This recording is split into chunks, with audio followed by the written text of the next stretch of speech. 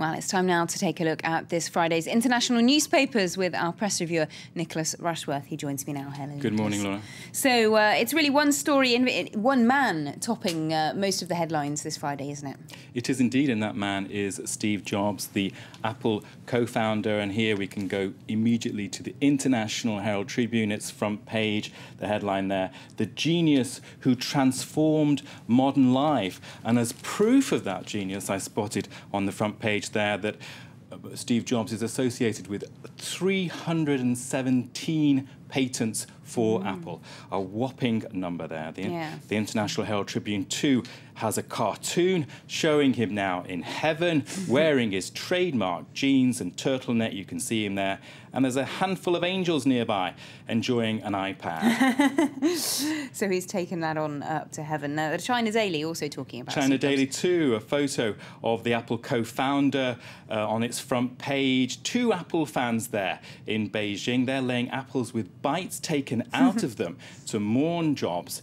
That's outside the Apple store in Beijing. Bangkok Post, I can turn to that. It has a cartoon showing a tree with an apple bite is taken out of it. With that theme again, it's fallen to the ground, and the letters there, "Rest in peace." OK, now one publication has actually put a series of anecdotes about Steve Jobs online, hasn't it? I saw PC Mag has picked up what it says, "Best Steve Jobs Stories, the Macintosh Years." Now, those anecdotes are actually from a website, folklore.org, and one of them is a conversation Jobs had with a colleague back in the early days when Macintosh was being developed, and the colleague says, "Oh, we want it to be like a Ferrari." He says, "No, a Porsche." He was driving a Porsche at that point, and Jobs insisted even the motherboard of the memory chips had to be elegant, and that even though no one sees it. Another anecdote in that publication, PC Mag, is that reportedly Jobs was dating singer Joan Baez at one point, and with Macintosh still in development, he took her in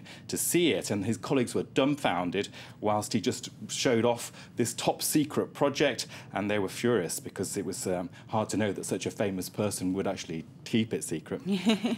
Now, this is some tributes there, but more tributes continuing to pour in online, and some tweets as well. Tweets. Two caught my eye this morning. This one is, "All I know is that 10 years ago we had Steve Jobs, Bob Hope and Johnny Cash, and now we have no Jobs, no Hope and no cash." Very clever. So a reference to the financial crisis.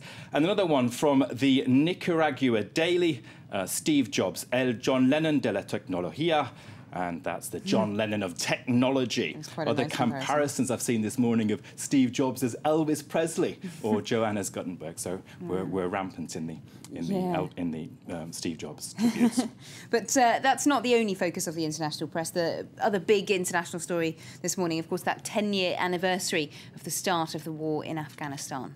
The Dubai-based Gulf News editorial slams the war. 10 years wasted in Afghanistan. It says US President Barack Obama was wrong in the summer when he said the tide of war is receding. The paper is arguing that the light of secure peace is nowhere to be seen. The paper insists that NATO and the US should now think beyond their fight against extremist groups. And the UK paper, The Independent, is leading, "Don't abandon the women, Afghanistan." It says the effort to extricate troops threatens to sell out the women, whose treatment was cited as one of the main evils of the Taliban. And the Daily Beast is looking at that too. It has a piece by the Afghan specialist, the writer Magsie Hamilton Little, who returns to the country, and she says the conditions today, Lorna, in Afghanistan are worse than ever. She asks, where has all that money gone? The billions of dollars, she can't see it on the ground. And just to end quickly, the British press on the world financial crisis, doom and gloom, gone ballistic. Here, the Telegraph, financial crisis, worst the world has ever faced. And the Times, there, briefly, you can see in the corner there, it could be worse than the 1930s. So. Wow. So some pretty gloomy headlines all around there. The death of Steve Jobs and those ones about the financial crisis as well. Thank you very much indeed, Nicholas, for that look at all this Friday's international newspapers.